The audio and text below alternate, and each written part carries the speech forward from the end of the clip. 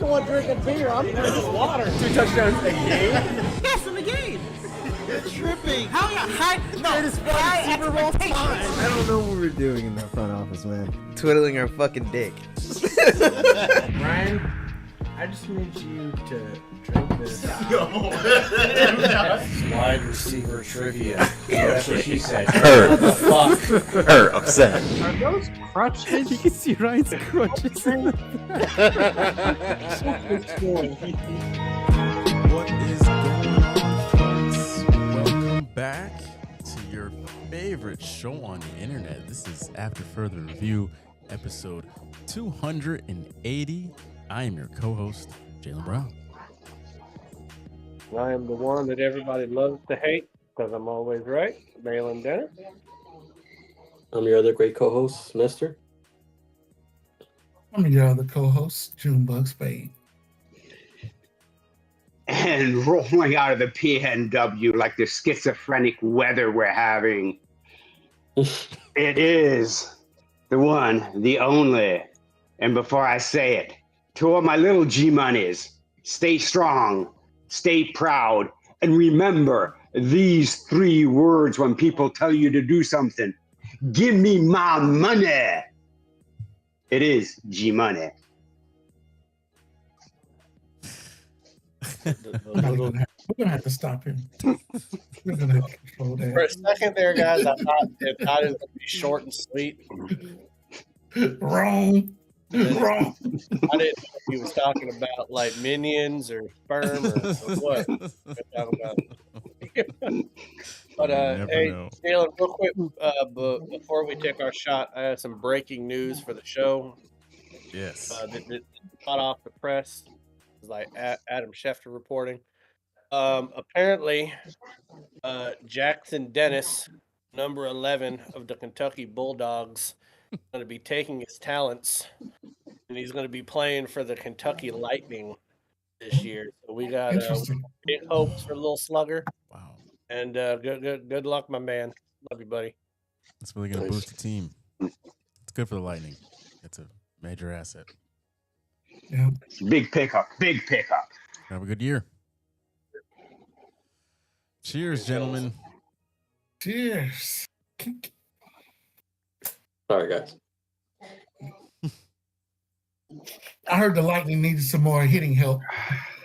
The pitching is good, but the hitting is not so good. So this ought to help them out. That part.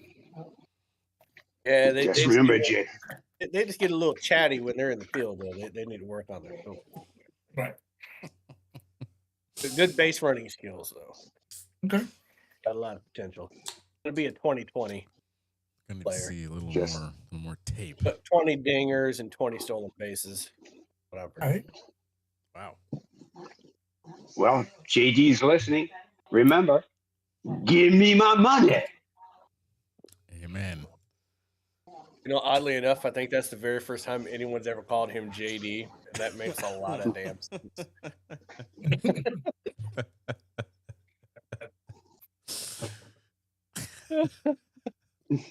All right. Let's get into the show here. All Little League news removed now. We have got a nice stacked lineup, and we're going to start off with my new favorite segment, our NBA DAC, as we go through the top 12 players week to week in the NBA on who is the best. Now, remember, we are taking into consideration, first and foremost, this most recent week. So from last Wednesday to currently, who we think are the top 12 players. And if I remember correctly, last week we had Wemby at 1. Sorry, folks. I'm going to go back and just pull this up. Oh, sweet Jesus. Wemby, SGA, Wemby, SGA, Jokic, and Doncic round out the top 4. Yes, and then it went Brown, Cunningham, Brunson, Mitchell, Maxey, Edwards, Kawhi, and Durant at 12. So, time for some wholesale changes here, folks, because we mentioned it last week, but Maxey's hurt. So Mhm. by default, he's going to be sliding up He's out out. of here. In my opinion, Kevin Durant needs to be fired to the face of the sun after his performance against the Lakers the other night. Yeah. So, yeah. Do you guys want to start at 12 and then we work our way up here? We don't have to go in any. Yeah. Yeah, let's do that this way. So I'm going to put the graphic up on the screen for the folks at home so that they can be looking at the same thing here. But yeah, I think Kevin Durant, IMO, he's got to go. He was already kind of Okay. on thin ice a week ago. So I have swapped him out for we got some new faces in here. My God, I'm clicking on literally every single wrong thing. Okay. I have swapped him out for Devin Booker at Okay. 12. Huh. Simply Now, are we because so? that man is balling. Yeah. So, but we got to move him up to 11, right? Because if we're taking Maxey out, it'll be somebody else coming in at the 12 spot, right? No, I still have him at 12. I've got somebody else new above him. Okay. Oh shit. Okay. Oh, okay. Okay. Who Oh do you shit. have? Okay. Yeah. I actually have Donovan Mitchell at 11, and then I've got Austin Reeves at number 10. Ooh. Ooh. If you have watched the Okay. Lakers play as of late, Yes. Mhm. let me hit you with something real quick here, because Mhm. Austin Reeves is a big reason that they won that game the other night at the buzzer. And Yep. let me just find his last 3 games since we did this last time. He's put up 32, 15, and I'm pretty sure he had a 40 bomb against Chicago. I can't. Mhm. Get out of the way. Was that the same game that Sorry. Doncic had like 51? Yes.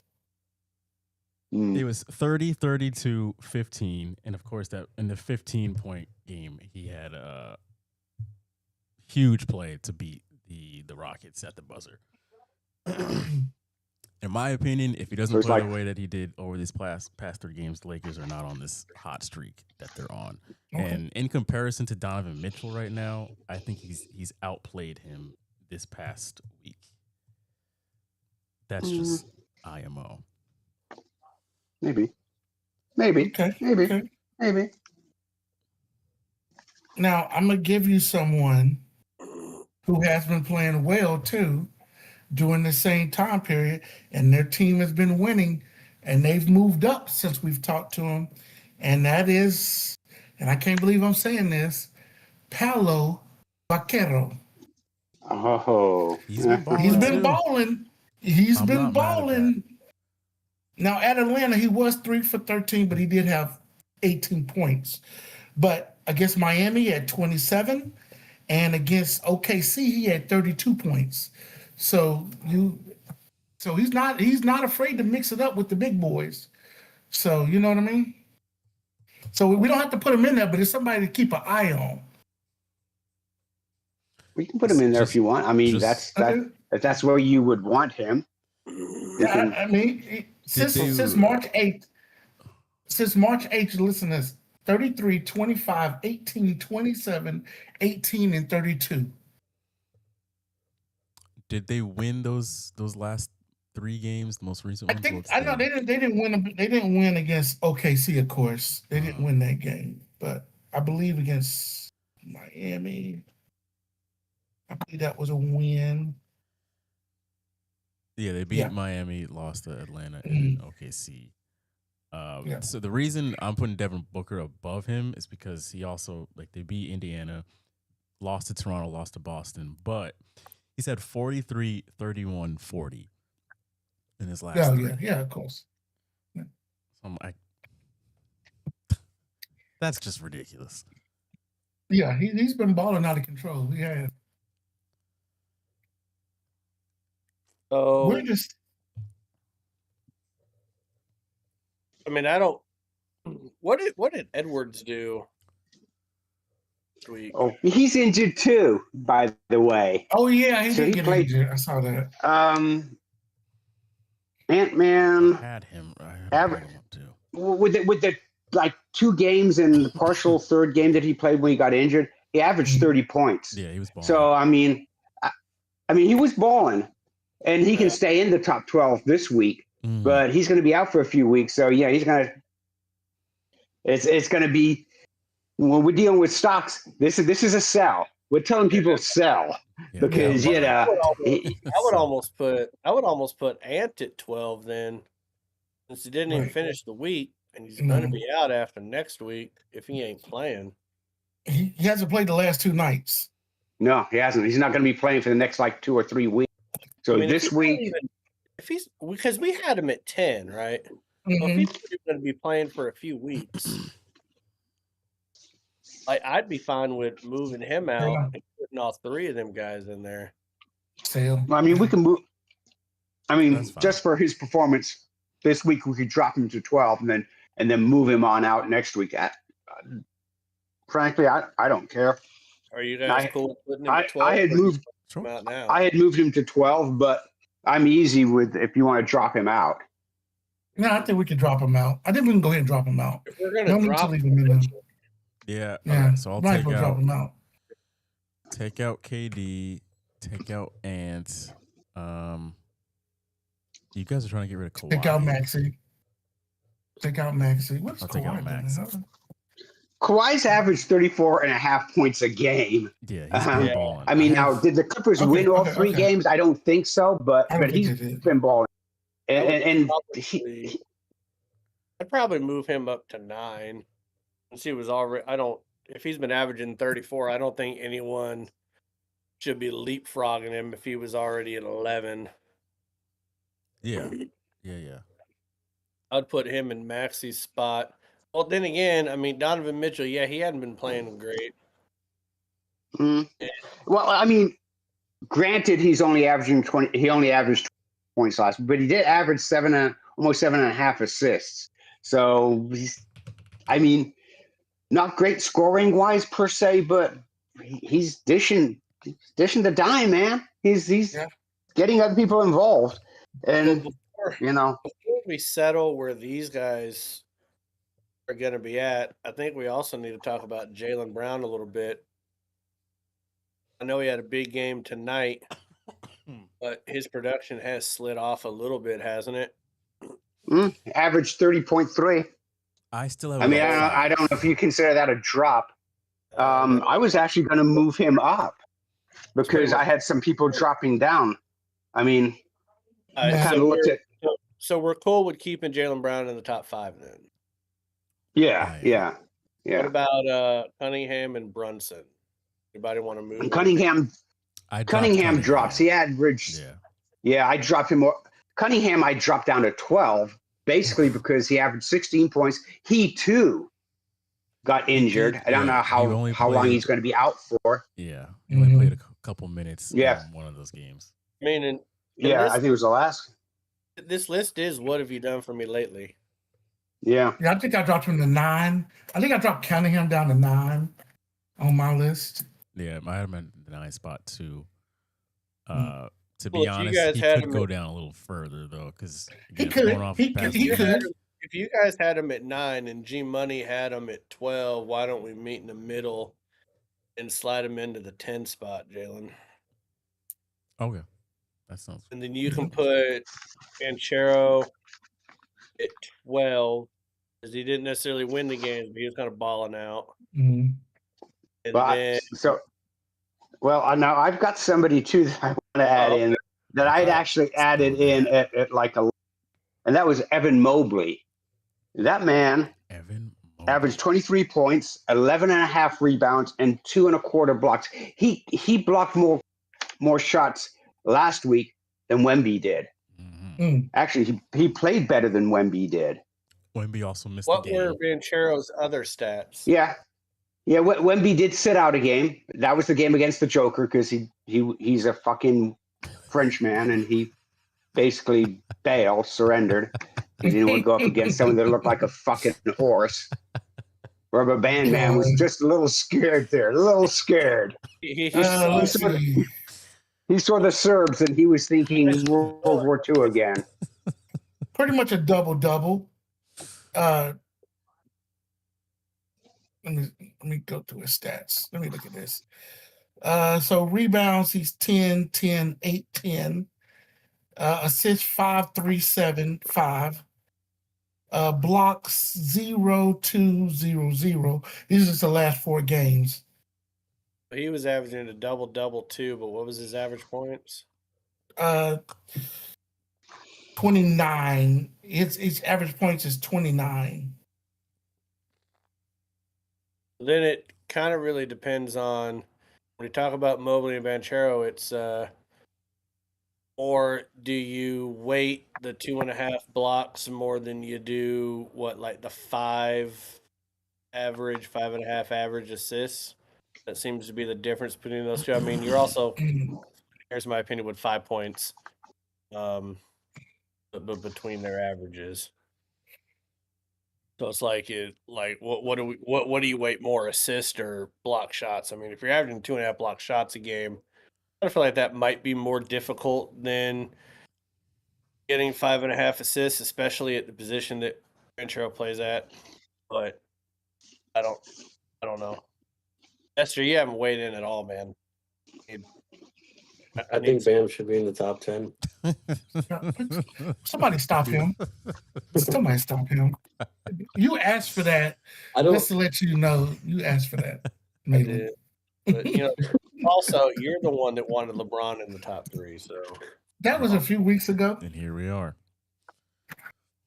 Still valid. I would feel like Banchero's been more crucial to the Magic's past 2 losses than Evan Mobley's been to. I don't know. Have the Cavs won their last 3? Or like, what is their last 3? I don't have Mobley anywhere near the list, to be honest with you. What? I don't have Mobley anywhere near the list. I don't either, but he just wasn't on my radar. Yeah, so they split against Dallas, and then they beat Milwaukee. They did lose before that. They lost to the Magic. I will say that. They lost to the Magic, yeah. Oh no, okay, let's see what the stats were on that. I didn't look at that. I had looked at Banchero earlier. 18, 13, 4. I will say this: 25, 8, and 7. I like the homework and the digging for June, and you might even pull these 2 up. Is Banchero wasn't even on my list, but then again, I wasn't thinking about moving 3 people out. I didn't know that Edwards was hurt. Thought we were only moving 2 here. Wait, so did we all agree on Booker needs to be in? Yeah, I agree with Booker needs to be in. Yeah. All right, and then who was the other one that we were talking about besides Banchero and Austin Reeves? Mobley. Austin Reeves. Yeah. So we had Banchero, Austin Reeves, and Mobley. See, the hard thing is I kind of feel like we're splitting hairs a little bit. We can do 2 of them. We've got space for 2 of them. Yeah, we can bring in 2 of the 3. What else did Austin Reeves do besides score points? Well, he those just last hit a 3. fucking freak right there. What? He had in the game against Chicago, he also had 5 boards, 7 assists. Game against Denver, he had 7 boards, 6 assists. And then against Houston, he had 3 boards, 5 assists. What was his points per game? 15, 32, 30. Well, based on those numbers, Jalen, I would probably I'd probably put Reeves out just because I know he was crucial kind of to those wins. But The other two were averaging double doubles, and they Sure. were close to the point total that he had. That's fine. That We makes can go sense. with either one of the. We can go with the other two. But that would just be my take. I didn't necessarily have Mobley or Banchero on my radar because, like I said, I didn't know we were going to be moving 3 people here, but kind of like the average of the double-double a little bit more. And even beyond the double-double, they were like one was averaging the same amount of assists that Reeves was. The other one was definitely a hell of a lot more rebounds and averaging 2.5 block shots.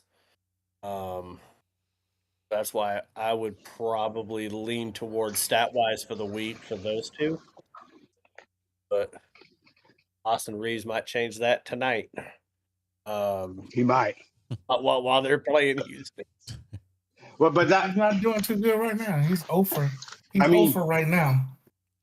normally what I do is I count tonight as part of our next week going forward.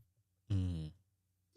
Because it's kind of hard because if one of our players balled out and hit, I don't know, did a bam and hit for 83 points, it's like that would kind of skewer everything. All right, so to move this along real quick, it's gonna take a little. G Money, are you okay with putting Banchero and Mobley in and not Reeves? I'm fine with that. I mean, if they're all pretty similar there, yeah, I'm fine with that. What about you, June? Good. What about you, Nestor? I'm good with that. I don't trust AR as much. So All right, so we'll go ahead and do that. Now we just need to rank these fuckers quick because we're almost at 10 o'clock here. So I would put based on the stats, I would put Mobley at, well, because you guys wanted to move Donovan Mitchell down. Yes. You guys also wanted to move Cunningham down. Are we keeping Yes. Brunson at 7 or are we moving him up to Cunningham's spot? I think I Anyone bumped him better? up once to I mean, 6. Brunson is like a Muni. I mean, he's solid. Yeah. He's going to get you 26, 27 points a night. I mean, that's like, So real quick, because we still got to figure out the top 5. Just want to move this along here. Let's go ahead and put Brunson at 6. Mm-hmm. You guys wanted to move, some people wanted to move Mitchell all the way down to 12, right? Yeah. Okay, so I'm going to go, okay, just based on June and Jalen saying that, we're going to move Mitchell down to 12, Jalen. Okay. So that means we got 7, 8, 9, 10, and 11 to figure out. Kawhi's got to go up. I'm gonna put Kawhi at 7. Mm-hmm. I'll Yeah. say 7, and then we'll just fill in. I mean, based on what we were talking about, I would. Shit, what else did Booker do besides score points? What was he doing? Real quick. He probably got assists. I didn't look at his full stats. I'm pretty sure it's assist. So 43, 7 boards, 5 dimes, 31, 3 boards, no dimes, 40, 3 boards, 6 dimes. And there's 1 Yeah. block in each one of those. We had a so couple- average is 1 block, 13. It's like 4 assists a game, 4.2. I mean, basically he's a scorer. That's what he is. Correct. Did they win those games in which he was scoring 40 points? One win, 2 losses. Yeah. Okay, so are you guys? What if you did Banchero 8, Booker 9, Mobley? Wait, are we missing somebody? You're good. Who's 11? Kate Banchero. Cunningham. Right? Banchero's Like 11. Banchero, Mobley. I mean, they're kind of interchangeable. more Yeah, let's- rebounds and block shots. But Panchero probably has a better average. I actually looked at him, but then I didn't do the math. So, I mean, I'm okay with that. Okay, so if you have Mitchell at 12, Banchero or Mobley, quick, somebody. besides Mobley you. at 11. Mobley at 11. All right. Mobley at 11. Okay, so then Banchero 10. Mm-hmm. Where are we at between 8 and 9? Right. Do we want to put Booker over Cade or other way around? Definitely I would- Booker put- Booker over Cade. I mean, Cade Yeah. averaged just 16 points, Okay, and I would he's going to be actually- dropped anyway. I would I hate to actually say it, but yeah. I'd move 8 even down more than that. If Mobley and Banchero averaged what they did, I would Yeah. put him at 11 and move Yeah. those. Yeah. Okay. Okay, so now we're at the top 5. Okay. That took a long ass time for us to figure out. Hey, he had the whole first segment as just this, so Just that's what Yeah. it's for.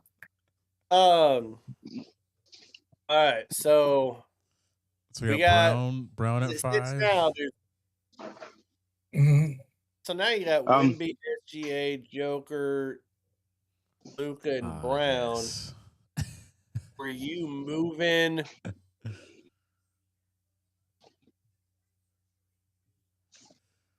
So I'll just give you guys my top 4 here. I've got Wemby at 4. I dropped him down a bit just because Okay. he missed a game. I've got Yeah. Jokic at 3. I've got SGA Mhm. at 2, and I actually have Luca at 1 because At that 1. man has been That's what a Uzi as of late. That's exactly what my list is. That's my Man. list right now. That A is my man. list. If you swap out Wemby with Jalen Brown, then Okay. that would be my thought. Okay, I'll give you mine, and I'll tell you why. So I had Joker at number 1. The man's a triple-double Here we machine. They go went again. 2 Here we and go 1. again with the- Hey, We had the same Average. conversation last Go week. ahead. average. Okay, this time they went 2 and 1, and plus he played San Antonio, and Wemby said, "Oh, no.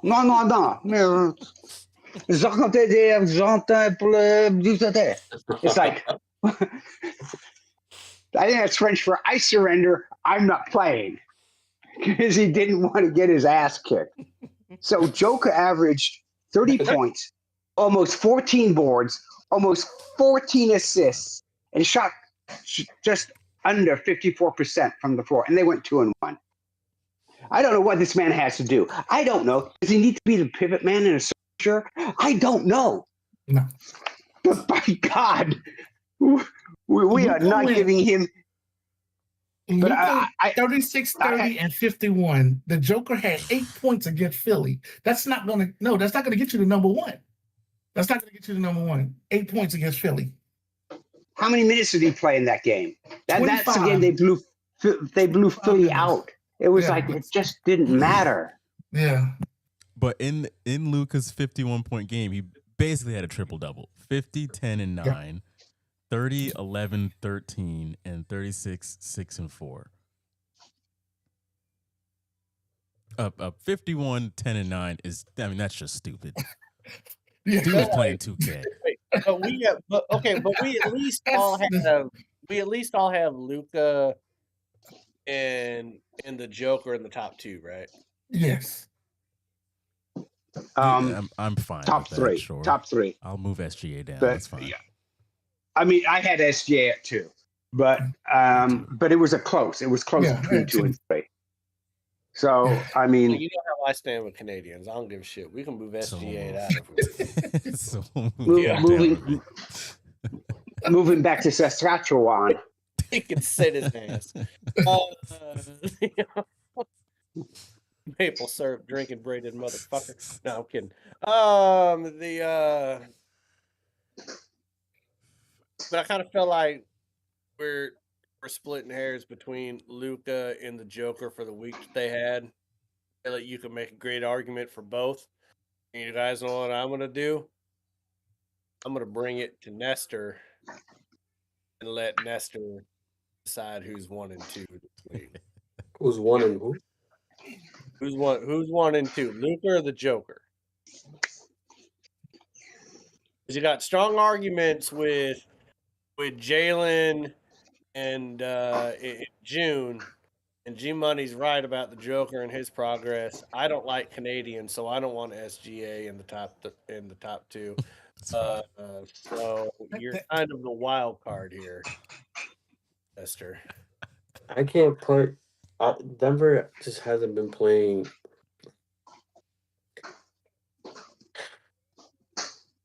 I see both arguments, but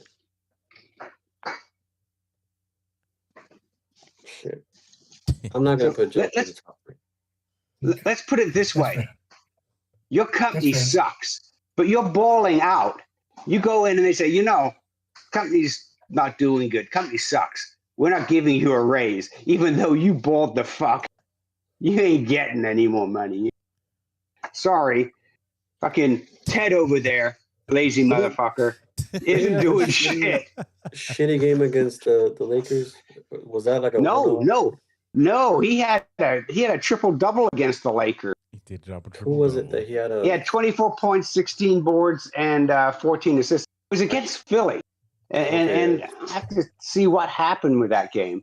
Probably because he should have. I mean, it wasn't back to back. He did play 25 minutes in that game and only scored 8 points, right? Mm-hmm. I don't know. I mean, Luka they haven't lost a game in a hot minute. My vote would be just because of that one Philly game, 25 minutes and 8 points. I would put the Joker at 2. I would, but that's because I wanted Nestor to decide it so that whatever he decided, G Money could be mad at him. Because at some point, G Money is going to start sending anthrax in the mail if we don't get the Joker. Yeah.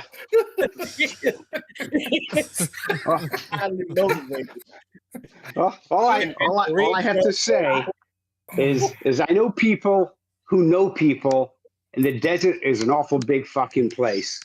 There's some mine shafts there that, ain't nobody gonna find anybody for. Well, I mean, if that's the case, then I'm gonna go ahead and put the Joker in 1. Oh gosh, I just don't want somebody from Houston in the top 12 because they pissed me off this week. Oh. Hey, what the hell, Houston? So before we do the top 3, Jaylen Brown and Wemby, where do we stand on 4 and 5? 4 and 5 is fine. I think we have I had Jaylen Jalen. ahead of Wemby. I had Jalen. Yeah, I had Jalen at 4, and Wemby at 5. All right, so then Nestor, once again, you're the tiebreaker here because June and Jalen had Wemby at 4. Mhm. I'll tell you what. I don't know why Wemby has been up so high. I mean, I kind of get it, but I'm not there. Yeah. Well, I got Jalen. Jalen at 4, Wemby at 5. Yeah. There we are. Wemby at 5, Jalen at 4, and I'm putting the Canadian at 3rd. Yeah, that's fine. There you go. That's it. That's The fine. executive committee, and then this is what do you guys think this week? Luka's been balling out. Joker's been balling out. I'm still not. Okay, so here's my only because both have been playing so well, and this is for June and Jalen. Mm-hmm. Joker's been playing really well, right? Did Luka play so much better that he deserves to leapfrog the Joker? Yes. Yes. I think so. Yes. What do you think, Nestor? Because I'm kind of And on the And fence with you. not only that, it's you got to start looking at the team has played better. Yeah. Since Luka's been balling. 2, The team has rallied around Luka, and Luka's uplifting everybody. Since Luka has been their main option, AR has Yep. been the second one, and LeBron has taken the third fiddle, they look like a completely different team. Exactly. I agree with that. That's You fair. agree with that? That's fair. All right, well, then they beat us 3-2. I'll Jimmy. roll. I was with I'll you, roll with. but I'll roll with that. I mean, I'm okay with it because head to head, they won, and Luka made the winning shot. I'll roll with that. If Joker had bowled out against Philly, I Played didn't understand that why they 35 took him. minutes. I understand. Yeah, I couldn't. Because they You know, were- and I was like, I understand they got up early and then they just sat him down. I know they wanted to rest him, but I was Yeah. like, what's going on here? You know what I mean? Like, I wonder if Luka asked to be rested because it was up so much. He might have said, I'm having a bad night anyway. I might as well sit down. We got this game in hand. I think it came Did you- down to that too. I mean, Did you see? not Luka, That Joker. Did you see him look up in the stands and someone kind of nodded? That basically means that we got the underarm jazz down. Yeah. That was a Steve Kerr The only move. He thing said, I "Come will on, come add sit next to me." for this whole top 12 list, guys, that has nothing to do with the top 12, is that this Houston's alternate logo on their court might be one of the coolest logos in the NBA. You got an astronaut dunking a basketball. Mhm. That's all. pretty I don't know nice. where the blue comes in. I don't think Houston's ever had. Well, no, they did in the 90s. They had blue in there. They had blue. Yeah. They did during that weird phase, the little clip art phase that the NBA was going through in the 90s. Mhm. Wild ass colors everywhere.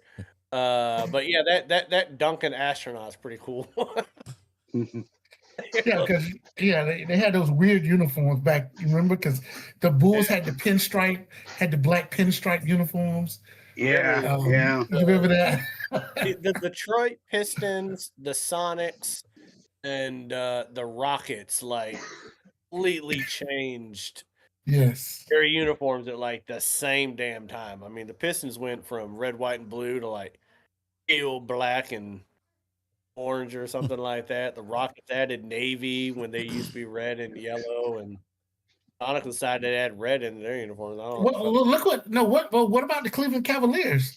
Remember their '80s uniform, the powder blue with the red and the white, and then it's And then they totally went different uniform. black, yeah, and then they went like black, orange, and electric blue. I don't even know why I'm talking about jerseys now. I did that. That's my fault. That's my fault.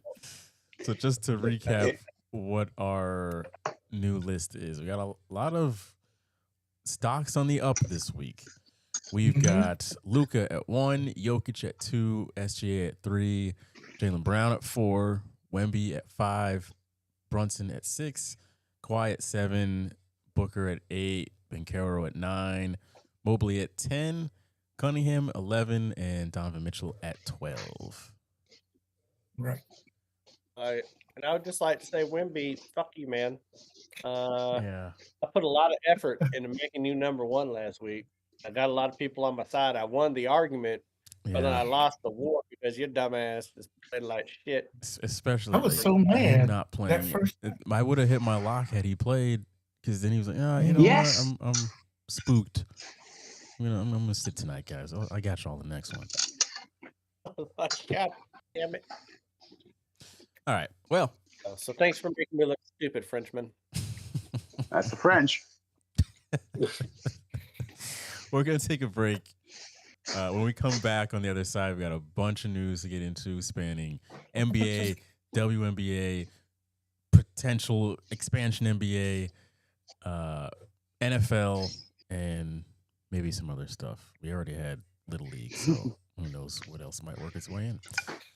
And then, of course, Ride or Die 5, which is going to include our Final Four predictions for March Madness. So we'll see you all in about 10 minutes.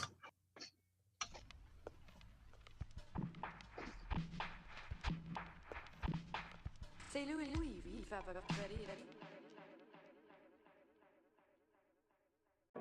So the Ravens trade for Max Crosby has been canceled. Seems like they got the results from his physical and wanted no more parts in the trade. I can't recall seeing this happen. Let me know down in the comments if there's any other notable trades where the team backed out on after they announced that it was happening. But I personally can't recall. Malin in our Discord just a second ago mentioned that this really is going to hurt his trade value, his value on the market. And I think that's an excellent point because damn. I mean, the Raiders are about to get 2 first-round picks for him. Now what? Is it going to be like a first and a second, first and a third? After this, I don't see a world where he would get traded for 2 first-rounders again. I don't know. Whole thing is just shocking, but let us know what you guys think in the comments below. We will be talking about this tomorrow night on the podcast. I got LeBron James at number 3. No, you do not. Who's actually your number 3 spot? I'm not going to take this disrespect on me. Are you serious? I got LeBron James at number 3. What? Did you see that dunk he had last night? That was awesome, man. And I'm not even a LeBron fan like that, but that was a great dunk. But he's been playing well, is what I'm saying. Even though the Lakers have been 5-5 over the last 10. Does anybody else have LeBron James on their list? So help me God. I don't care. I didn't know Jim was practicing for stand-up, man. That was funny. You got Stafford for 1 more year. This is your window right here. So you need to make it happen now. McDuffie is also a hybrid guy. He can play inside or outside, and he can play safety. So they picked up a lot of value on getting a guy like McDuffie. For KC, this is when that company lays off half of its staff and goes, no, everything's all right. Don't worry. We're all good. But do not remember 2018 when Seattle got rid of the entire Legion of Boom, and yet they were still keeping themselves just good enough to win 9 games a year. That's what I feel like the Chiefs are going to fall into. They're going to try to retool to keep themselves just good enough. They're not willing to tear it all down. Their GM better know what the fuck he's doing with these draft picks.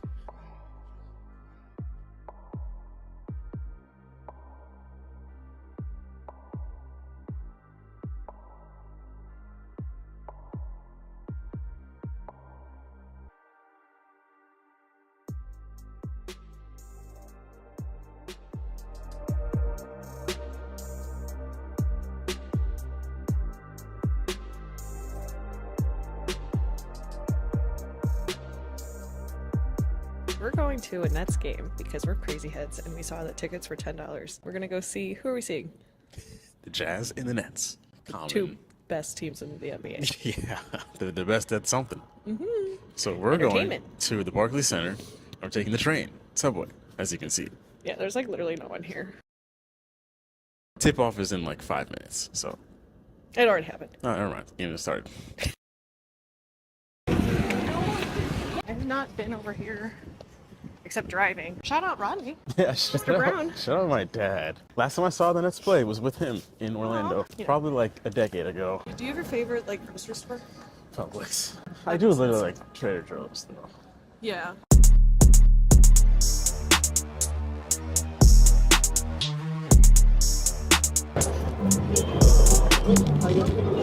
You have any bracelets on? Is it allowed to take those off?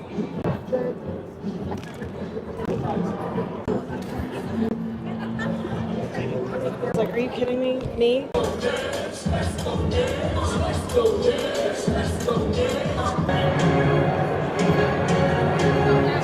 the same. Perfect.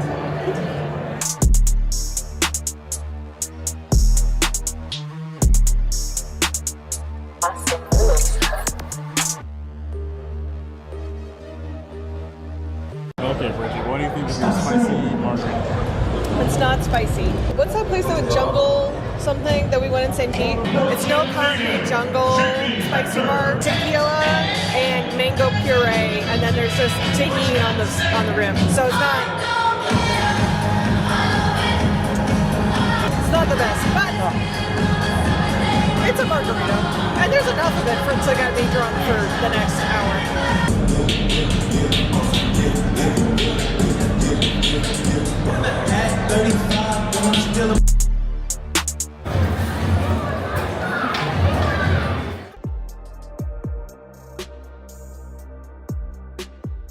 The first thing you think is how, because of not because of him, but because of the way he plays, you know. And I saw only made 6 threes, but 40 free throws or something like that.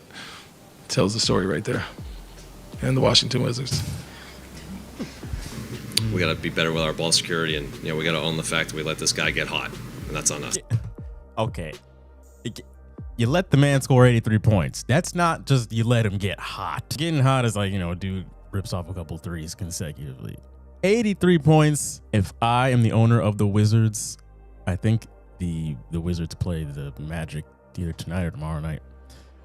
The whole team, coaching staff included, can walk from Miami to Orlando, because what an embarrassment that was for the Washington Wizards last night. Ime Udoka, I'm disappointed in him.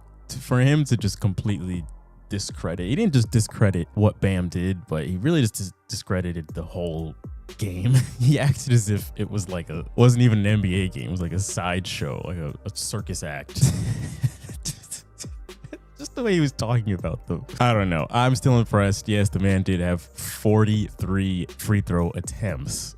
I mean, literally, the second half was just him running to the basket and just getting fouled over and over and over and over again. But still impressive nonetheless. I don't think just completely discrediting it is the right thing to do here. I don't know. Some of these coaches just sound very salty. It makes sense why the Wizards coach is salty, but I don't know why Ime Udoka just couldn't give the man his flowers. The Colts felt like he was asking for too much money. So they're now tying a rope around him, angling him out in there into the market, yet they have the right of first refusal. They're allowing the rest of the NFL to set the market for Daniel Jones because they believed that he was asking for too much. So if some club goes off like crazy and they don't want to match it, that's fine. But they're kind of banking on Daniel Jones is asking for too much and that his market isn't going to be what he thinks it's going to be, and he's going to come back to him. They're allowing the rest of the NFL to set the market for this guy, which takes care of the negotiations for them. Like, they don't really have to do a whole lot now. Now that Kyler Murray is a Viking, do you think he is going to be the next renaissance quarterback in the NFL? We're in this age of watching teams write off these quarterbacks.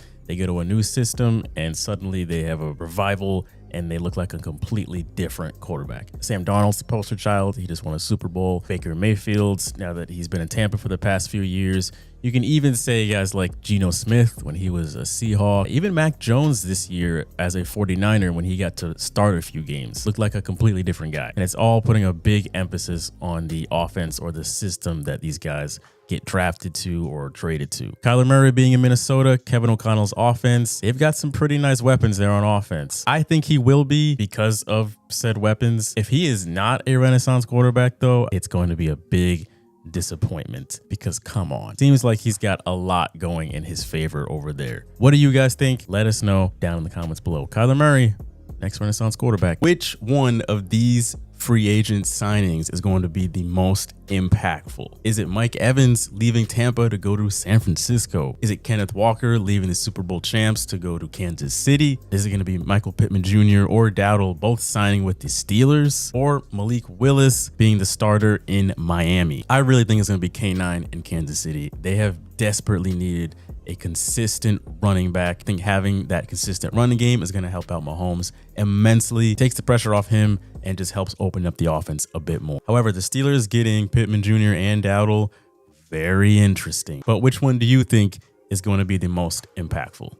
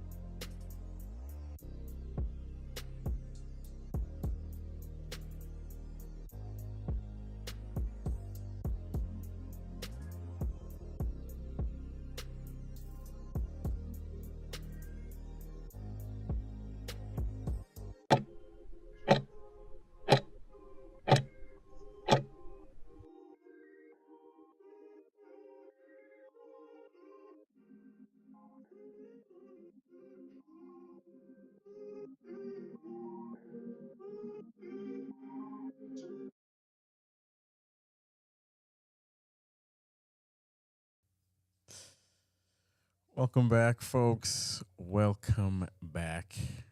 Second half of your favorite show on the internet, just sharing some modest stories behind the scenes. All that modest, but yeah. We're gonna Just take so you know, a second half. we did that night the day before we met you at the MGM. Yeah, we left the speakeasy at 2 and got to you when we did. You guys are soldiers. All right. Cheers, gentlemen. Cheers. Just doing some regular old Jameson. Because, we had St. Patty's Day yesterday. Doing some Old Forester, single barrel select. Gotta be honest, though, I thought about doing that red breast. I thought about buying the red breast. Oh, you should have, man. You should. And the price point for the Jameson seemed a lot nicer than the $60 they wanted to charge me for the red breast. I am doing this Tullamore Dew here with a harp in the Celtics glass, of course. I got the heart in my Sonics glass. There we go. That Tullamore Dew Doing was it. 2023 Camus Cab. You know, we bring class to this show. I drank some of this last night, and I had some of the weirdest dreams I've ever had in my life, and I chalk it up to this. So I'm only having this one shot of this, and that is all. I almost bought that one too, because that one was like $16.99 or something like that. Yeah, it was on sale, ABC. Nestor's over there like, I got that high quality H2O. Yeah. No headaches. It was like my own Twilight Zone series, like a whole fucking season. It's like, what is happening? All right. Let's get to the news for the week, because we've got almost all the sports in the news this week. So last night, Venezuela took down the US of A. March 17th, the year of our Lord, in Miami. Venezuela took the dub.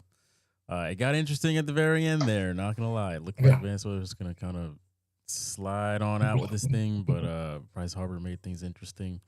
What did you guys think about Venezuela taking it all?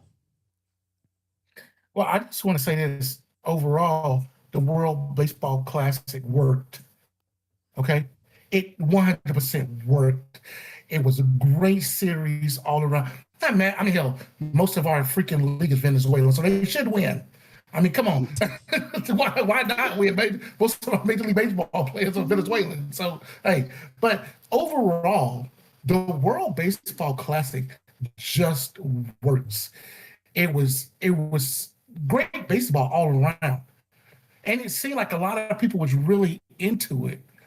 So I think it's something that Major League Baseball needs to continue to explore as they're looking at maybe expanding in the next couple of years. So,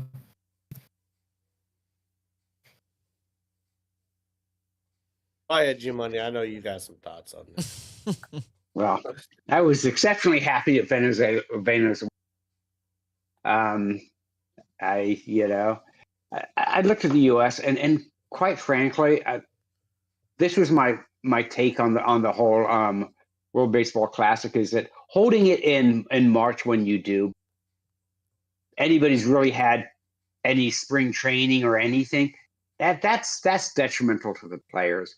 I mean, it would be much better if you held it like in July, right after the All-Star game or something, and then did 2 weeks there. Because let us not forget, 2028, Major League Baseball will be sending players to the Olympics, and that's in July, August. So we'll have like a 1 week, 2 week hiatus, unless, of course, there's a strike. So why don't we do that? Why don't we do it then? and then we can take a look at who we're going to select, because you had pitchers on pitch counts. You had pitchers that weren't going to pitch after they pitched. It's like they just like, no, I'm going to be the open day pitcher for my team, so I'm not going to pitch after this game. So it's like, okay, you pitched in the group stage, or you pitched in the quarterfinals or the semis, but you're not going to pitch in the finals. You're not going to be available. That's detrimental. And you looked at the team, and you had a lot of hitters. You didn't have a lot of runners, and you didn't have a lot of people that didn't like hit for the players you had. A lot of them hit long balls. And Venezuela, I mean, no, there are a lot of players, but actually the Dominican Republic, that team was loaded. It really was. And maybe the U.S. shouldn't have even been playing in the finals. So this is the second finals in a row the U.S. has lost 3-2. If you all recall, 3 years ago, Shohei Ohtani was on the mound pitching to Trout and struck him out. So this tells you basically that, and we've all known this, that baseball is a world sport. South America, let's just say Latin America, the Caribbean, produce a hell of a lot of good baseball players. Mm-hmm. Japan, Asia produces a lot of good baseball players. The other countries, they're using America. And Canada's using Americans. Obviously, Italy, England, they're all using Americans. Why? Because that sport hasn't taken off. I will say this, though, with the when USA played Italy, that was a primetime game in Italy. After the football matches were over, that was a primetime game. And with Italy beating the U.S., that's got to ignite something in some of the Italians going like, oh, shit, I can play this game. Just like the NBA, right? When the NBA send their all-stars to the Olympics and players started playing against them, they were in awe initially, but then they start thinking, you know what? I can play in the NBA. I can hold my own. And we've seen that. So I see the NBA, the MLB. It would not surprise me that in 4 years they did not expand to, because why wouldn't you, unless it was, politically unsafe. But other than that, it would make a whole lot of sense to expand to the Caribbean. I mean, travel-wise, it's not that much more. I mean, when you're a West Coast team and you're traveling, what's the difference from traveling from LA, San Francisco, Seattle, down to Mexico City or to Caracas or to Medina? Not that far. Well, not a lot of difference. I will say this, that I agree that we should do it more in the middle of the season. I mean, hell, if the NHL can figure out how to break up the season a little bit when you do the Olympics and stuff, I think it would be better. Hitters at this point, they're not accustomed to major league pitching. Like they haven't been seeing it a lot. When you're playing spring training games, even some of these teams in the World Baseball Classic, you're going against minor league pitching, pitchers that aren't going to make the big leagues. You're not necessarily going up against the best of the best in spring training. Then all of a sudden you're going up against all world pitchers. Bats take time to adjust. I think if you did it in the middle of the year, it'd be better. I'll also say this: if Skubal and Miller were available in that Venezuela game, I think it could have been a different ball game. Miller not being available is kind of idiotic to me. But I understand why clubs want to protect their assets, because you have so many years and so much money tied into these guys. And especially with your pitchers, man. If something goes wrong with your pitcher, you might lose him for a year and a half. Right. So I can understand the concern, but at the same time, like, we had all these all-stars on our roster, but then a lot of the all stars that were pitchers, you had the clubs calling in and saying, "Hey, we don't want you to use our guy," or "Hey, we want our guy back," and for good reason. But you look at the loaded roster and you're like, okay, well, what were we really dealing with? They were left with starting somebody in the World Baseball Classic final. It had only had 8 starts last year with the Mets. That was the best that was the best starting pitcher they could put out there. And he got rocked a little bit. And I don't really want to say rocked. I think he pitched well, but he gave up 2 runs. And the U.S. bats weren't there.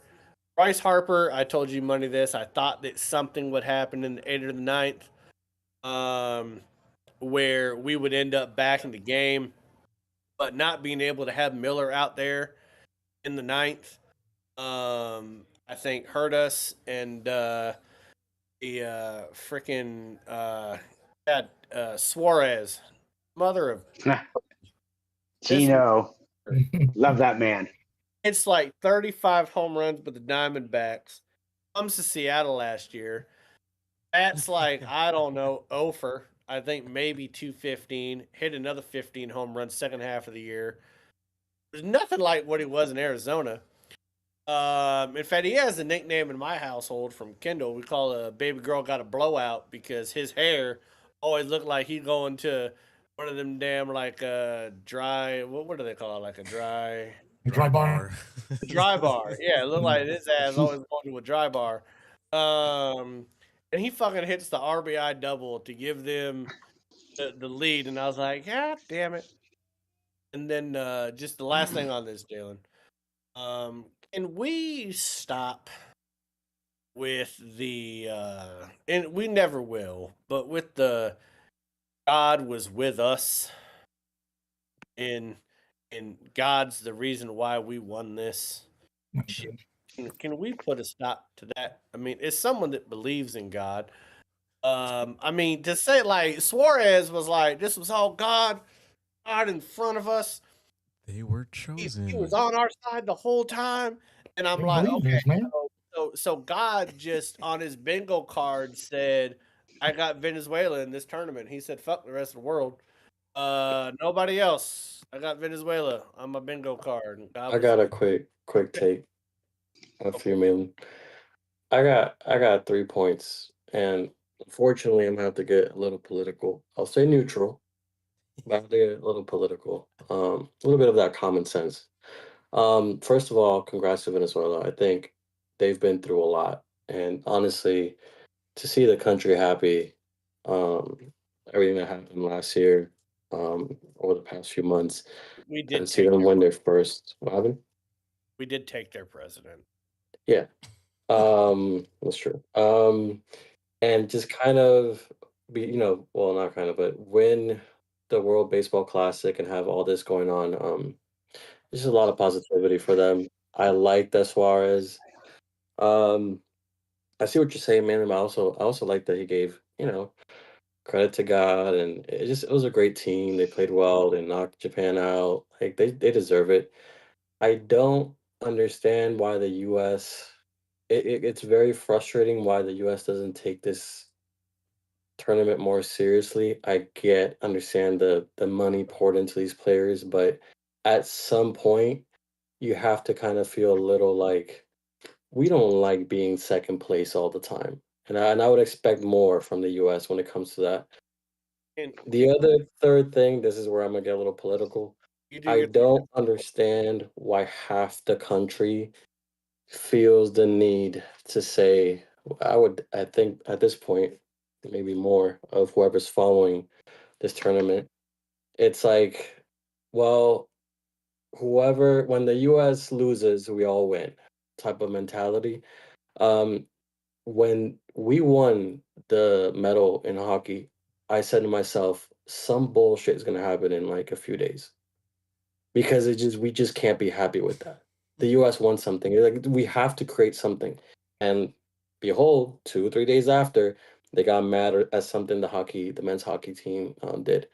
It's the same shit here. I don't get why half the country has to hate their sports team, their national sports team. It's just weird to me, but you know, I would like more urgency from the U.S. when it comes to these international tournaments. Let me add 2 points real quick, because those last two were really good. The second one, when you talk about like urgency or caring and stuff like that, that second point you're talking about, keep in mind that like when you're talking about coming from Venezuela, Dominican Republic, Puerto Rico, like stuff like that, like there's a lot of national pride there because you're coming out of that country and you're making it to the biggest stage in the big leagues, and you're overcoming a lot of obstacles, right? And there can be a lot of national pride there. The World Baseball Classic is relatively young in the sense that it's been around for I think 12 years. I think this is the it's been around for 12 years, I believe. When you're an American and you're playing baseball, like your goal, you're thinking make it to the majors, win a World Series. That's the biggest thing on your bucket list. Even with the Olympics a little bit with baseball, we haven't had Major League Baseball players playing it. We will next year. But so like thinking of like donning Team USA when you're playing baseball is a little leaguer, like that's not really in your mindset as much as it might be in other countries. And as far as like the passion, Team USA comes into this thing when they have big leaguers, like I wasn't taking their mindset in the way that they were reacting throughout the baseball classic as like they're not enjoying themselves, but I think they came into it like they did last year, where there's a shit ton of pressure on us to win this thing. Like they had more pressure than any other country to win it. And so to them, they were treating it more business and not being able to be excited because they're supposed to win these games. And if they win but they don't show enough emotion, then you dog on them. If they lose, then oh well, then why the fuck are you guys playing anyways? And then if you show too much emotion, then the U.S. media dogs on you, like, well, why are you caring so much about this exhibition tournament and not caring about going to a World Series? So I can win. Stuck between a rock and a hard place there. And the whole political thing, I really feel like a lot of that is just there's a lot of people with the current regime and presidency that maybe aren't as proud to be, I don't want to say not as proud to be Americans as they You could say would that. like to be. I think you're still proud to be an American. But at the same time, you're like, we've been doing some shit. But I don't like the vitriol against USA teams. Right. But I can get like, I don't like rooting against us, but I can kind of see where like some people are like, damn man, like I don't know, we can't win everything in sports. Yeah. Unfortunately. We can try. We can try. Just to kind of just a moment. The World Baseball Classic's been going on for so it's been a while, every 3 years, and we've only won it once. Japan's won it 3 times. Crazy, right? Dominican Republic's won it once, and of course Venezuela this year. And I did root for Venezuela. I would have rooted for Italy. Why? Because they're underdogs, and I like the underdog. I mean, sometimes you look at the teams, you're an underdog. I'm going to root for you. If you don't win, that's cool, fine. You weren't supposed to, but I think in this country anyway, you land up rooting for the underdog.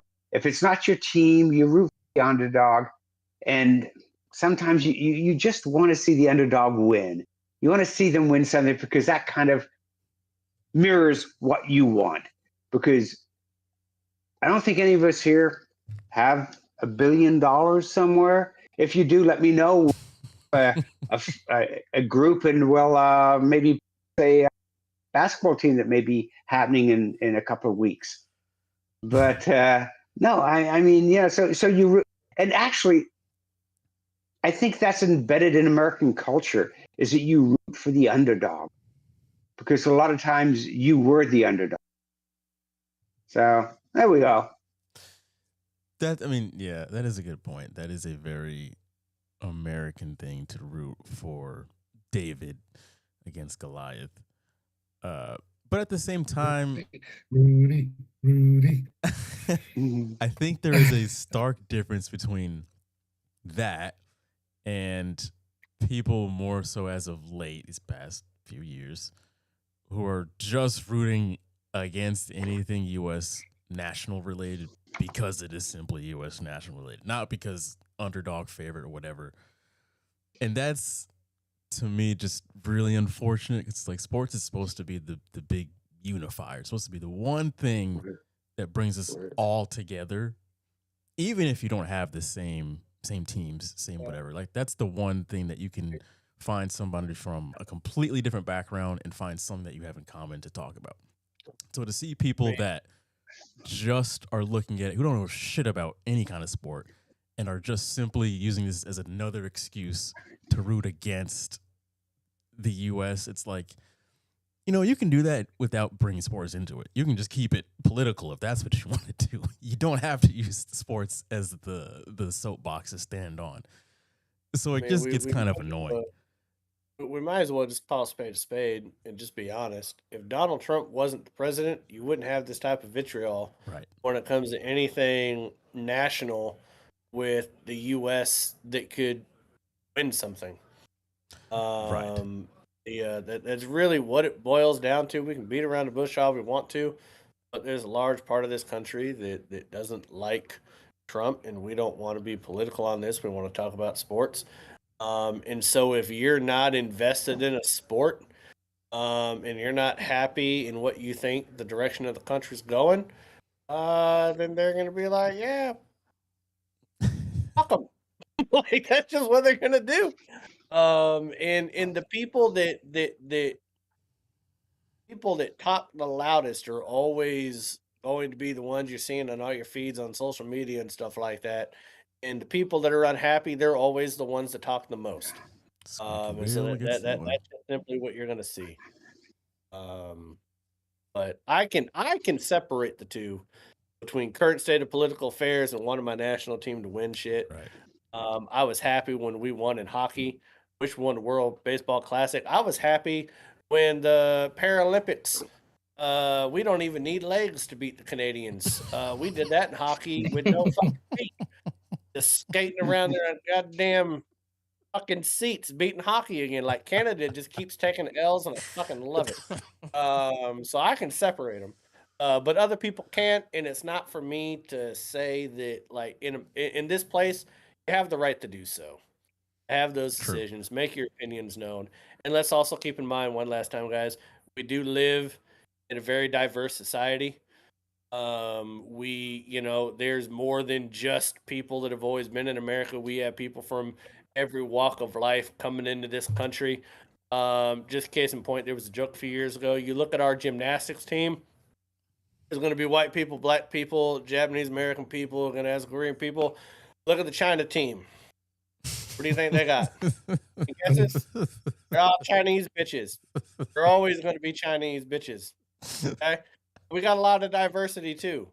And those people, I do feel, have a right to have some sort of pride from the countries they come from also. But we're supposed to be a plural society, accepting more than one idea. So if you're rooting against USA, I'm going to say fuck you. But you have the right. That is your right. Not agree with me. So let's move on. Nice. That's gonna go on TikTok. God damn it! Someone's gonna hate All right. me. For one, They're gonna roast your ass. One topic that I didn't exactly think would be so heady to one that I do think would be kind of heady. WNBA and their players union reached a verbal agreement on a new CBA that is supposed to take place later this month, like basically like in a few weeks. So it seems like things are on the right track. WNBA is kind of trying to play catch up here before the season's supposed to start soon, like, kind of as the NBA heads into the playoffs. But they still have expansion teams that need to kind of get underway. They still have the draft to get to, free agency to get through. Those are three huge parts in the offseason that they're going to try and cram into like the next kind of 90 days or so. But seems like the players are pretty happy with what they're calling a player-friendly deal that they've got coming up here. But as long as everything follows through, they should be underway to start. Do we know how long the agreement is for? I don't think so. I think they announced if the details have come out yet. All I will say is that I've been screaming from the rooftop for 2 years. Don't be stupid and strike. Get something in place that makes it better. But I hope that they got a shorter deal than a longer term deal, because if they did a long term deal, they're going to be unhappy in 2-3 years, and we're going to be right back where they were. So I hope they got a shorter deal. Let's see what the WNBA can get from a revenue standpoint, growing the league, get more talent in there, stop beating up Caitlin Clark, and let's see what can happen. But I'm glad they got the deal done, because the worst thing for that league would have been a strike. I'm glad that there's not going to be a strike. By the way, it's only 51 days until their season starts. Damn. Oh, good. They've got to Good. move it. It's fine. It's fine. All right. Speaking of expansion teams, NBA is going to hold their vote on the 24th and the 25th to expand the league to Vegas and Seattle, again with Seattle. And they're targeting the 2028 season as to when these two teams would be starting their journey in the NBA. So what do you guys think about this? Do you think they will actually vote in favor of expanding? I don't really see why not. I do think they will vote in favor on this round, but there's another vote that's going to happen over the summer. What this vote does is it gets rid of all the distractions of the Mexico, Vancouver. I mean, I think I heard there Virginia Beach, Virginia, whatever. Yeah. So where they're basically voting to where, hey, if expansion happens, we're going to focus squarely on Seattle and Vegas. And I do think they'll get the votes for that. I don't think that Adam Silver would call for it if he didn't think he had the votes, because that looks like a big fucking L on the commissioner. If you call for something like this and you don't get it. But G Money and I were talking about this last night, and I'll just say real quick and then let him kind of piggyback off of this. It's going to cost a lot more to get a team than what I think people were originally thinking. I think people were thinking more 4, 5, 6 billion. Now we're talking 7 to 10 billion. So people are going to have to scramble. So it's not a guaranteed thing, in my opinion, but we're moving in the right direction, because this is the first time I've actually heard them talking about voting Seattle, Vegas is like, those are the two places you want to go. And then the first time from the NBA where we're hearing we have an actual start time that we're wanting them to start at. So that's all I'm going to say. That's why.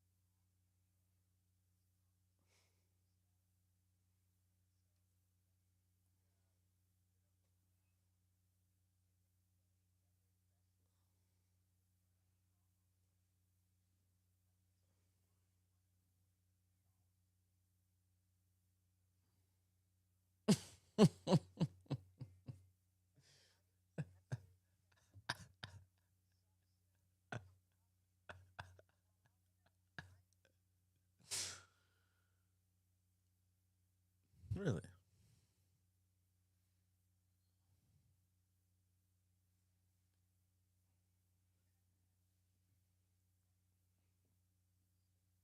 It's going to be really interesting.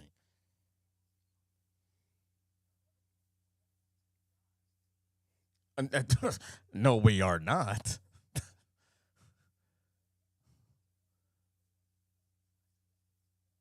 Sir, you can have Luca Garza. You can have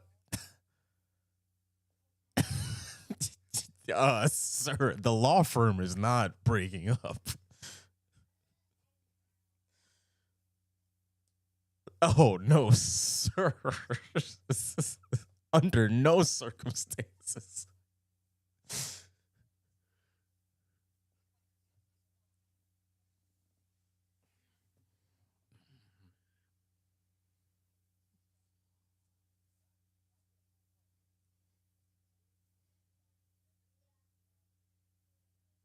Yeah, Memphis. Yeah.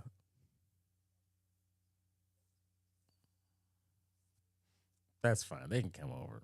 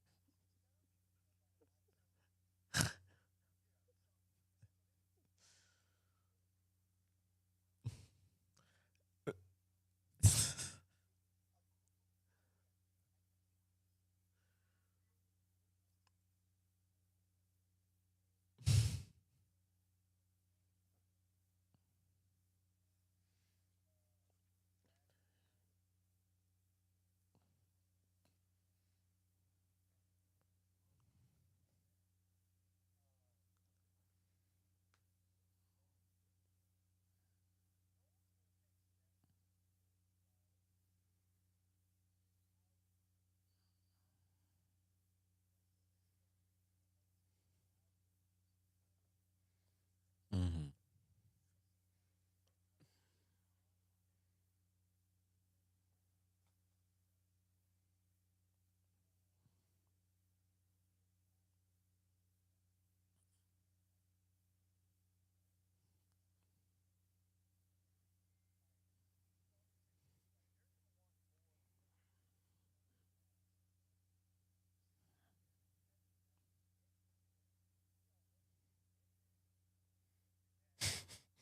Yep.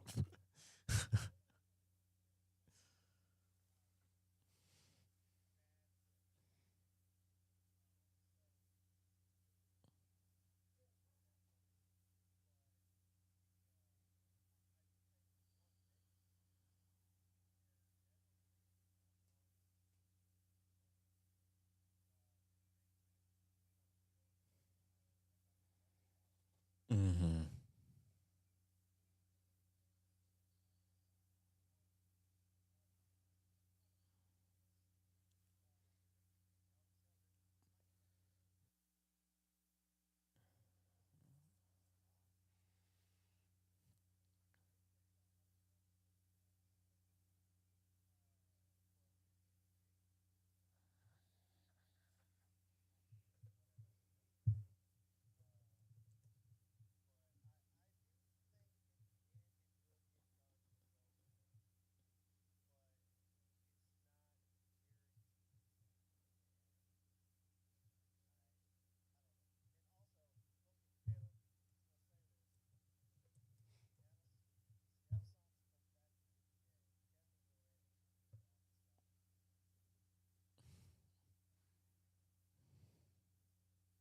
I could see that.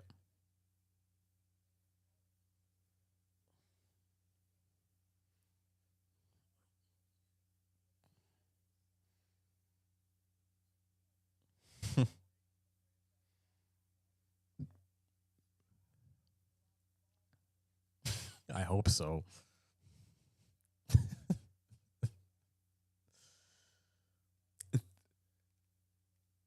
Yeah.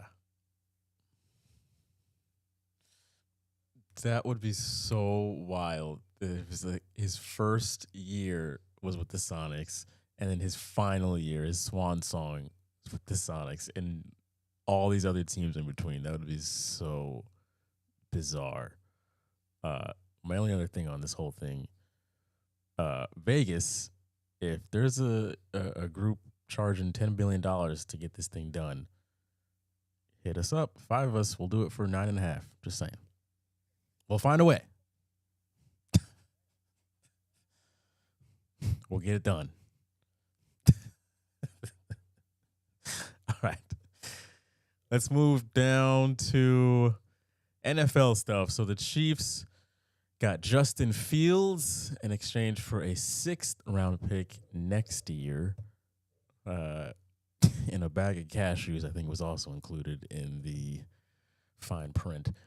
Yeah, Justin Fields now backing up Patrick Mahomes. I guess the big question is, if Patrick Mahomes is not going to be around for the first week to, let's just say first month of the season, Justin Fields starting, do you like Justin Fields in a starting situation? Do you like him in a gadget situation? Or do you just strictly, if Patrick Mahomes is deaf and blind, that's the only time Justin Fields should be on the field?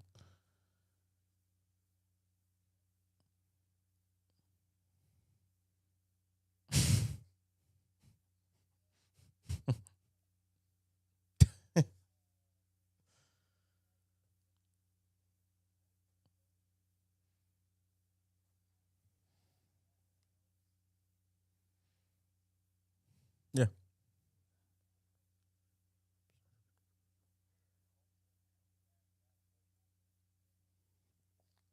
Mm-hmm.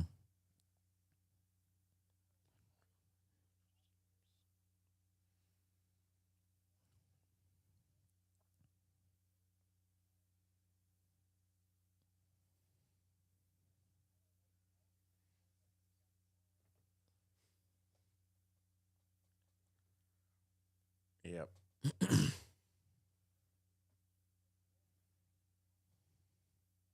Mm-hmm. I'm sorry. Where did Kirk Cousins go?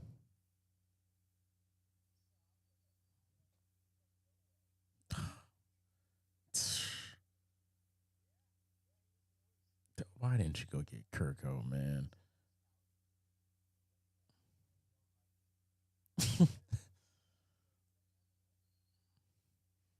Maybe he wanted too much. Yeah.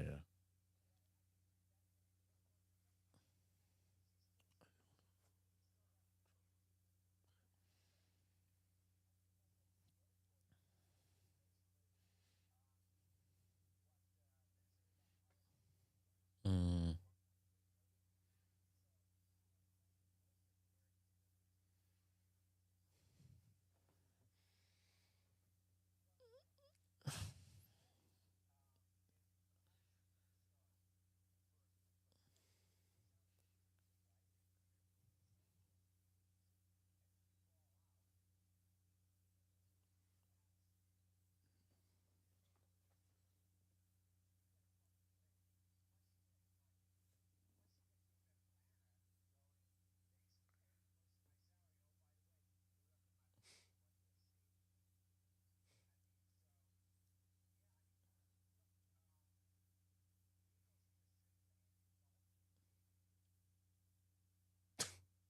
What? He's in the league still? Oh, man.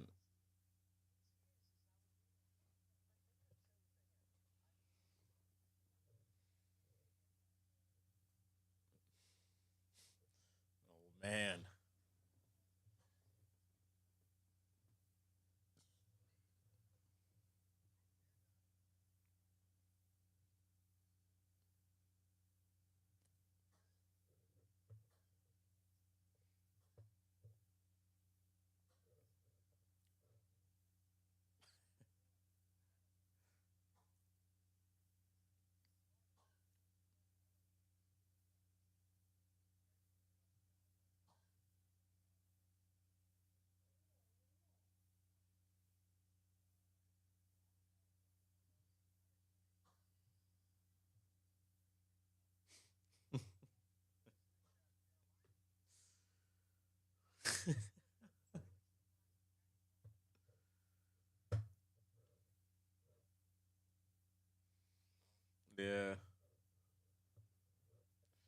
Well, I guess they're still riding with Brissett, right?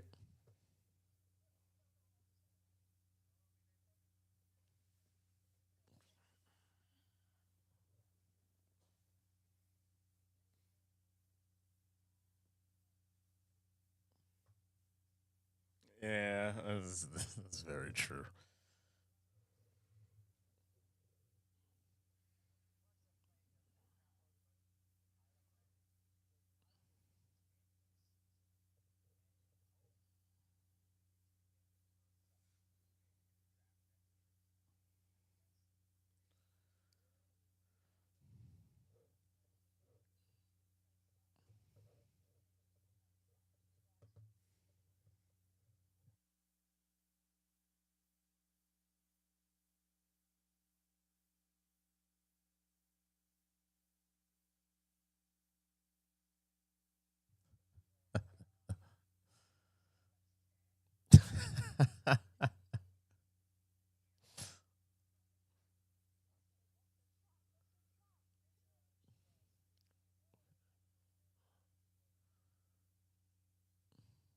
Thank you.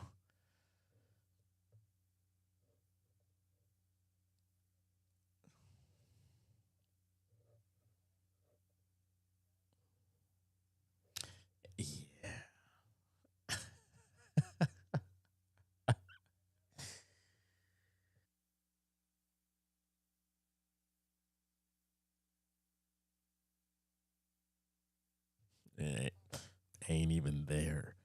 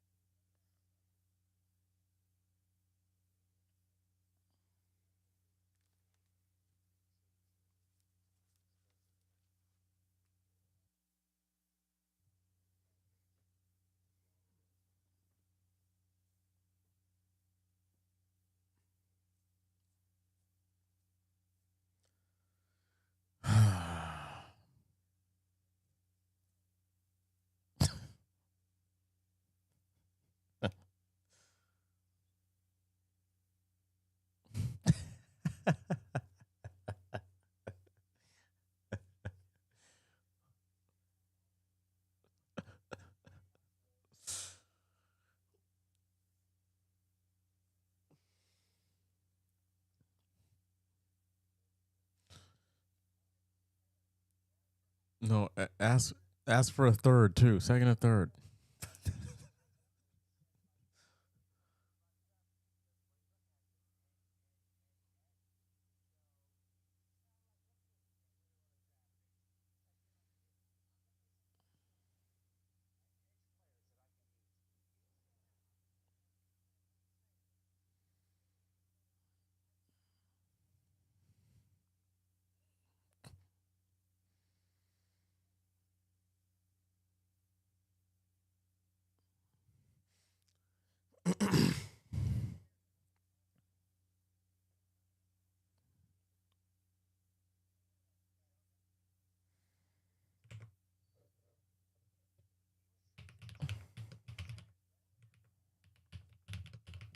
What?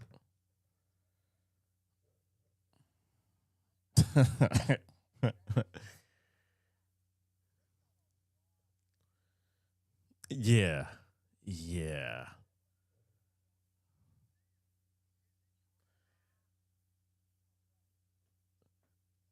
Uh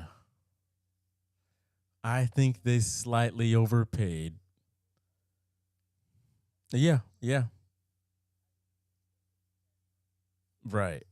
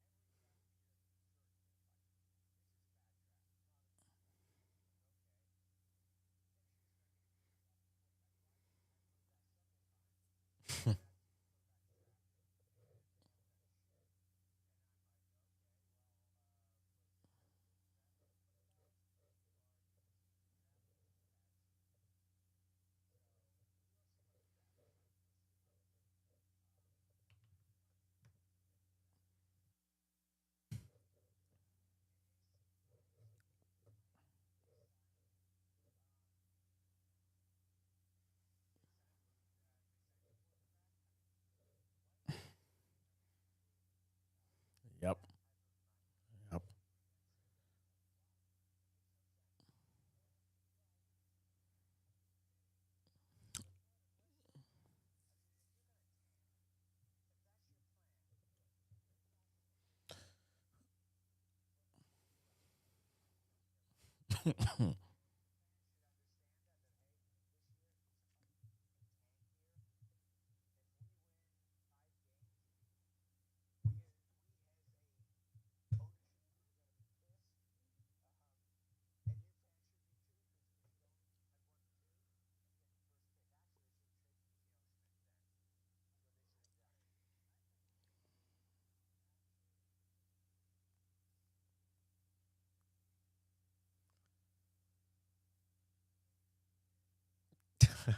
June.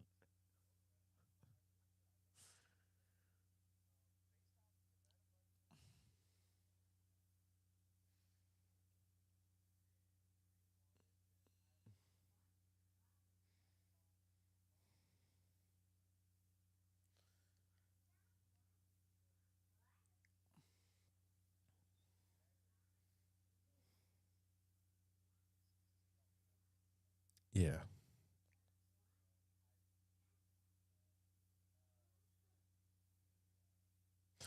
I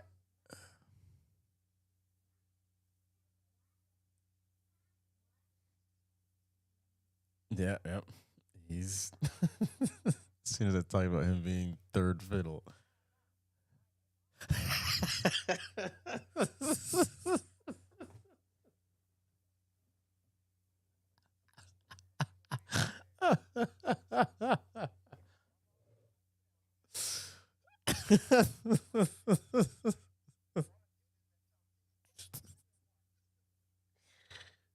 So help me God, if LeBron ever touches that list. Now, just real quick, I'm sorry, but this whole thing just fascinated me because from the Broncos' point of view, this is that the saying of like, how much is this pen worth to you? Because Jalen Waddle to most people would be like, I'm not paying you fucking $100 for a pen. But someone who's like, I've got a $10 million check on the line right now. Sure, I'll pay you $100 for this pen right now because I firmly believe if I have that pen to sign this check, we're going to the Super Bowl and we're winning this damn thing. That's the Broncos right now. As a Patriots fan, I hate it. I'm like, I wish you would have just stayed on the Dolphins because you would have just been in obscurity and we would never heard from you again. But now, when the Patriots do into the playoffs again next year, if we do happen to run into the Broncos again, it's like, God damn it. If Bo Nix is back and they have Waddle now, it's like they're going to be pretty damn good.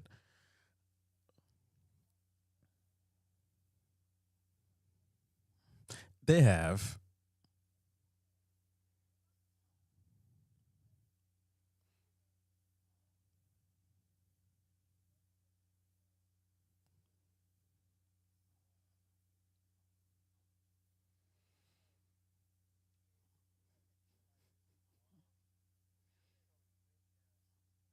Mm-hmm.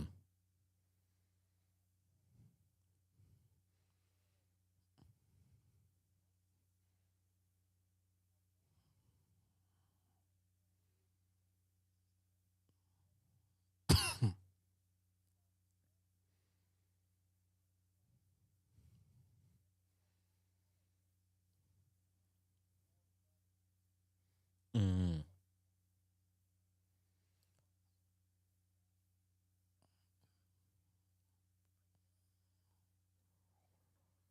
Right.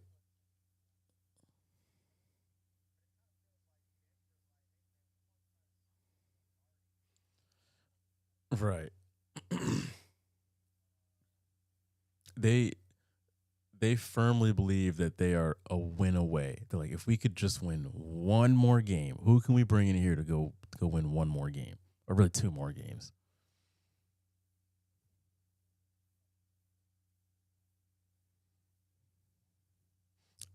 Right.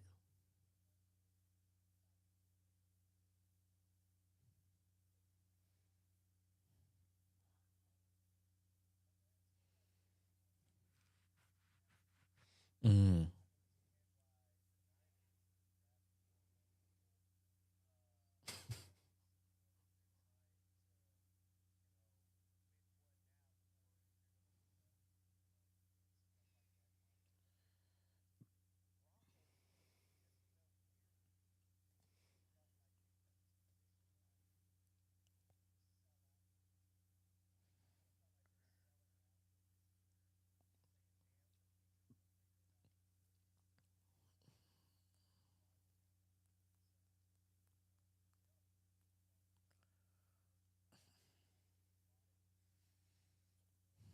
I think that's what it is.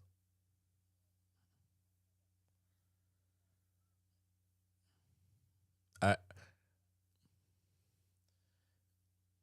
it seems like they firmly believe they're like, if Bonix was healthy, we should have been in that Super Bowl, and the AFC is ours in this kind of this window of time where KC is figuring things out.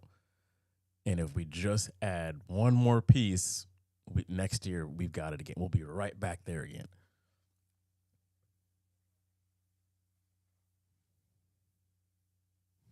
Yeah, there we go.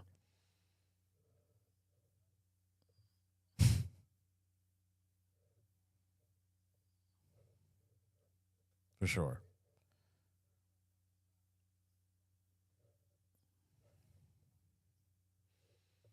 Right.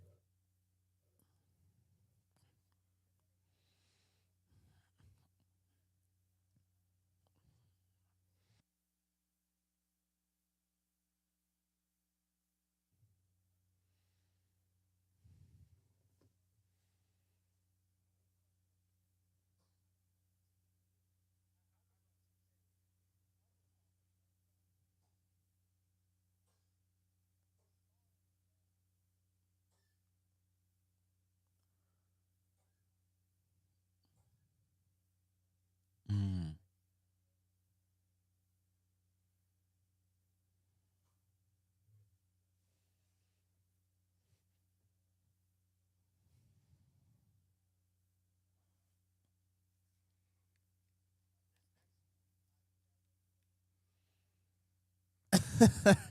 Yeah. Anybody have any big feelings on Hollywood Brown going to Philly?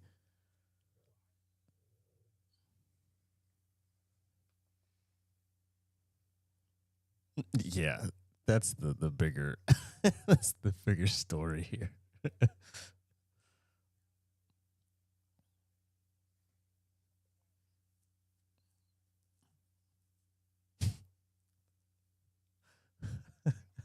I know. I know.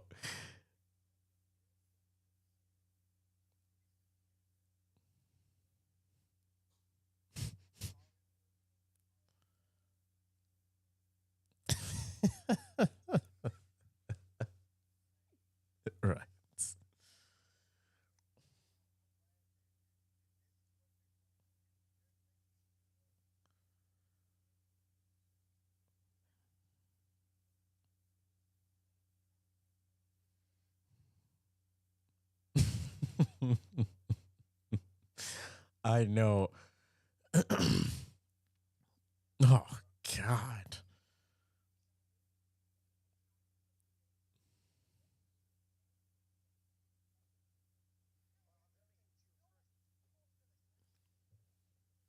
Right.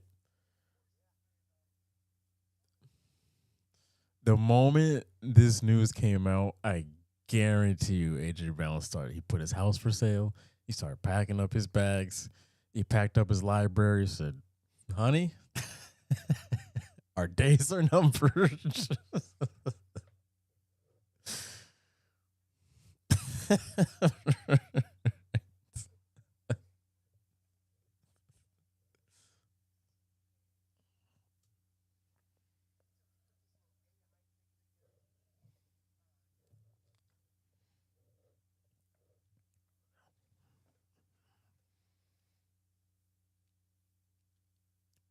Devontae Smith.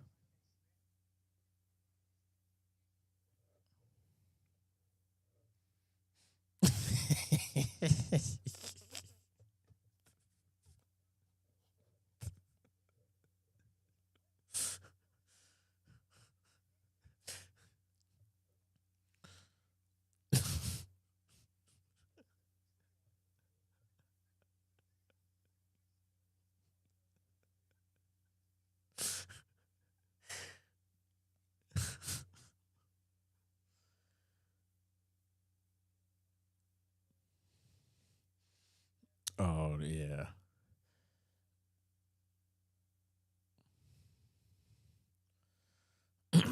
It's gonna be way easier to double Devontae Smith now, and Dotson and Hollywood Brown.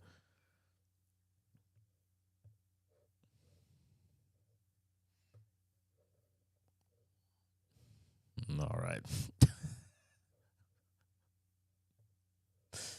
Okay. I don't know what happened to my camera, but it should be coming back soon. All right, let's get to the ride or die in. Yes, I don't. Oh, Jesus. You guys can't hear me at all.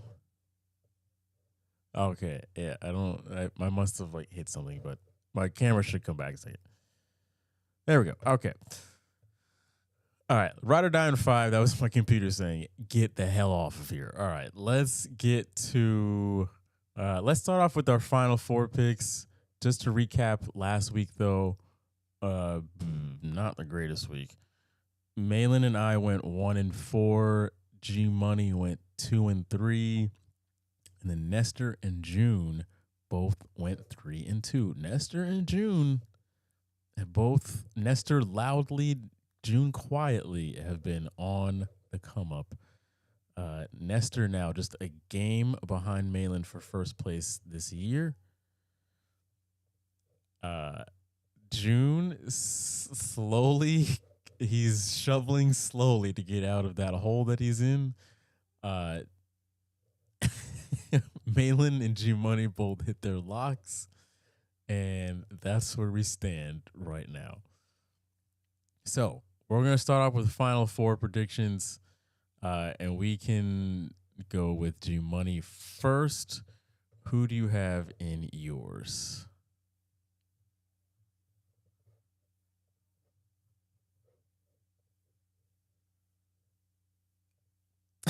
Sorry.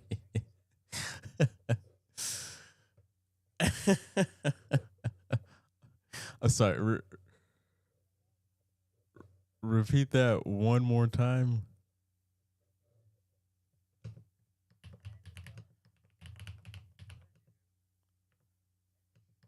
We're doing machine. Okay.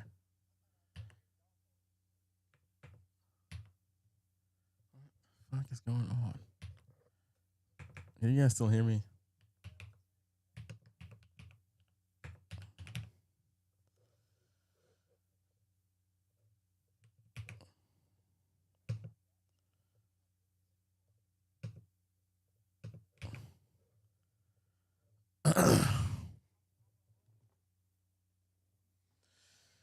Can you guys still hear me? I don't know. All of my devices keep unplugging at once. What in the hell? Okay. Okay. Switch.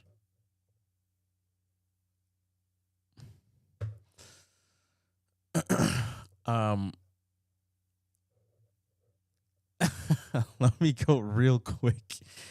I have got Duke. I've got Arizona. Okay. Input. All right, how about now? God damn it.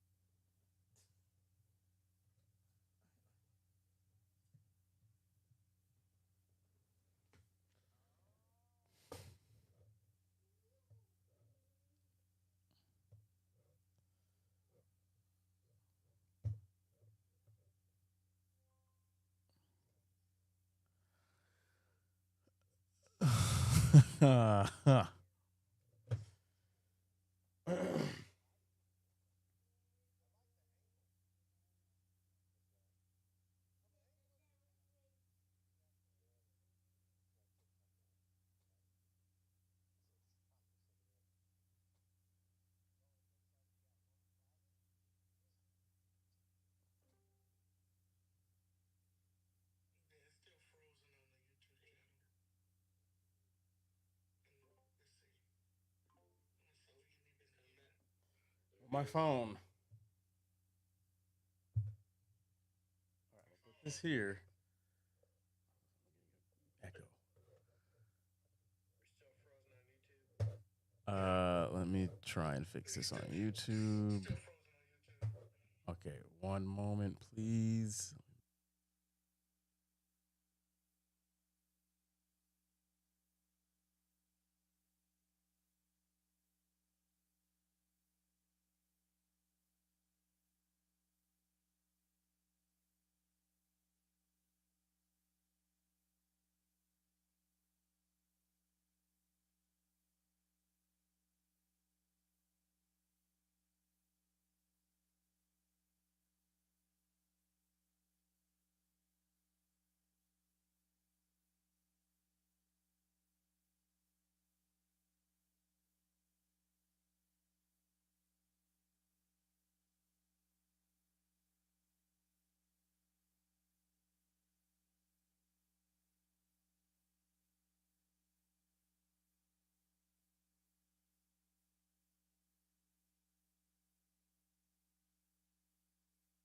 Their age difference. They're like, oh yeah, 2002 and in the 90s, and I was like, 81 bitches. I didn't I realize mean, they're born the same year. 2002. I'm like, man. Okay. Should be saying, yeah, when you were graduating high school. Yeah, when did he get in all She was that? like in Pampers, and I'm like, see, I gotta walk out. I gotta take a walk. Okay. Their age difference. They're like, oh yeah. There you go. What the hell? Are we live? So we're back. We're back. Oh shit. We were. Yes. Yes.